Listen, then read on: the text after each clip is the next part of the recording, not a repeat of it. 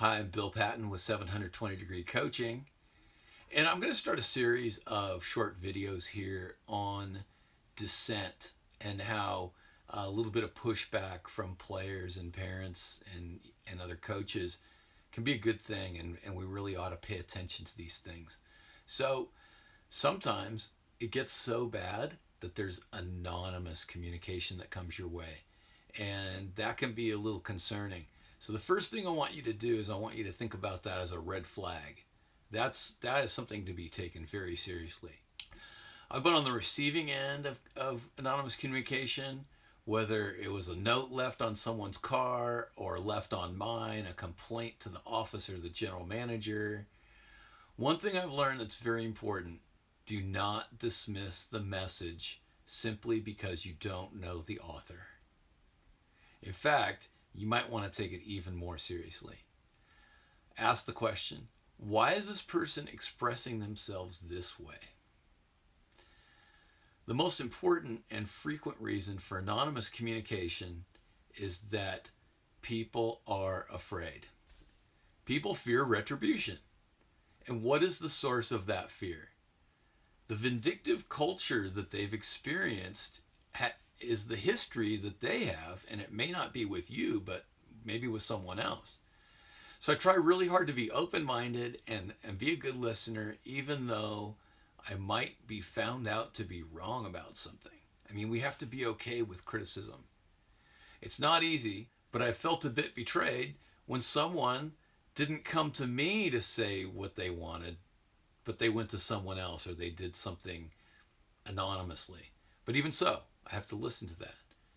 I've felt betrayed when I hear that someone says, oh, they didn't want to come to you directly because they feared that you would be vindictive, that their child would pay for it.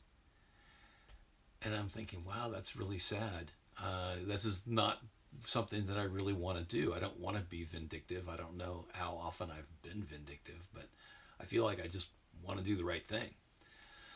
Those that know me well will agree that I allow people to air their full grievance often. So I'm sure you've seen this happen if you've known me for any length of time.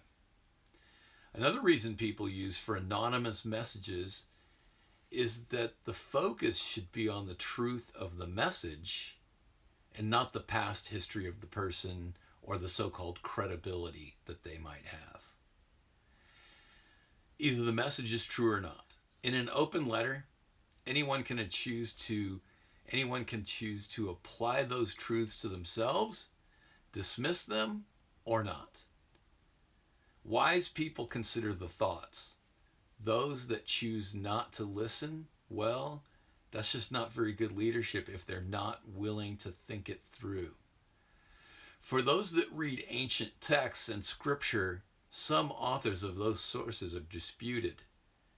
And was it really Socrates? Was it really Socrates that was represented, or just Plato using him as a foil? We don't know, but we still value the writings of Plato to this day. The writer of the book of Hebrews is disputed, but the truths are deep and everlasting.